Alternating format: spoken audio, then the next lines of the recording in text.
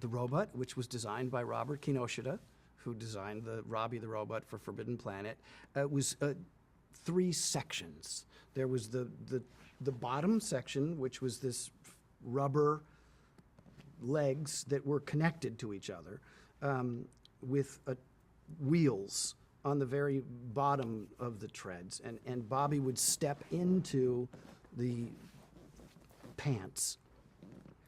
And then they would lower the trunk of the robot they would lower and lock him into the trunk of the robot, which had the arms that would click into place.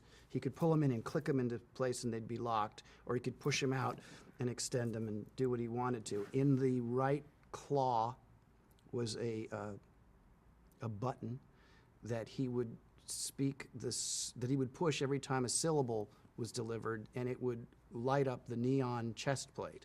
So if he said, warning, warning, danger, danger, it would be in sync with his line, his dialogue, which sounded like a guy muffled inside a fiberglass box. Hence, Dick Tufeld was hired to re-record Bobby's work, which of course was always a sore point to Bobby because he wanted to be his voice, but Dick's voice was fantastic, and Bobby's, sounded like it sounded like.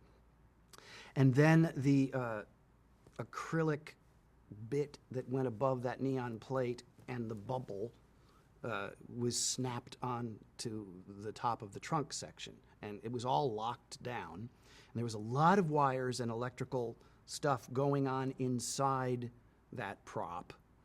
And I was inside it a few times. It's incredibly, and obviously Bobby May wasn't a large man, but you could get really claustrophobic in there, and he loved it.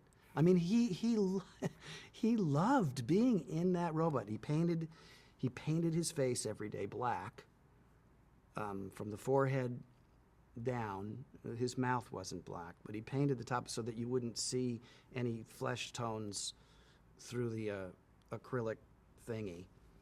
And he could raise his neck up and stuff like that and twist the bubble around, or he could pull his arms in like that and turn it so that the whole thing would do a Linda Blair.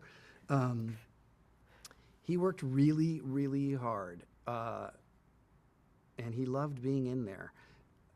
One day, I guess it was in the 2nd season, Mark Goddard and Mark is a prankster, and I was 12 and a prankster. One day in the 2nd season, we were breaking for lunch, and we said to Stu Moody, we'll get Bobby out of the suit. You go ahead to lunch. And, he was like, oh, whatever. So we said, we're just going to leave Bobby in there. It was not it wasn't a friendly thing to do, but nonetheless, it was like, we're going to leave, we're going to go to lunch, we're going to leave the stage, and we're going to leave Bobby in there. Like, hey, hey, hey, right? And we're he's in that sand. There's the Jupiter 2, our spaceship, had this, on stage 11, you saw the upper part of the Jupiter 2, and then there was this sand in the set. And it was, after a year, it was funky, that sand. I used to get styes all the time from the dust. There was a lot of episodes of Lost in Space where I was profiled because I had a bad sty. Anyway, we said, we're going to leave Bobby in there for a while. So we did.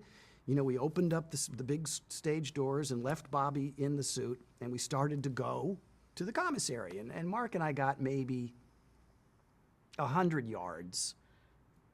And we said, we got to go let Bobby out. We can't leave Bobby in the robot suit for an hour. We can't do it. So we go back, we're walking back, and as we enter the stage, and these are big old sound stages, there's quite a distance between where you walk onto that stage and Bobby was in the robot.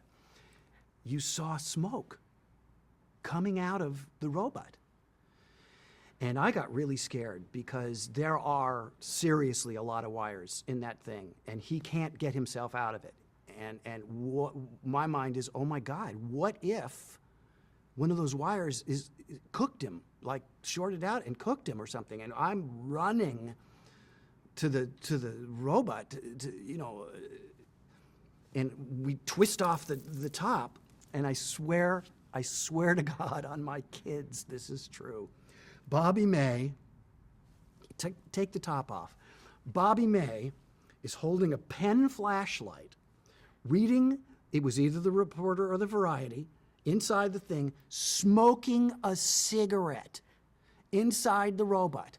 He's sitting there smoking a cigarette with a pen flashlight, reading the trades. Oh, hey, buddy. What? Yeah, time to go to lunch? Yeah. You okay, Bobby? Yeah, I'm fine. Swear to God.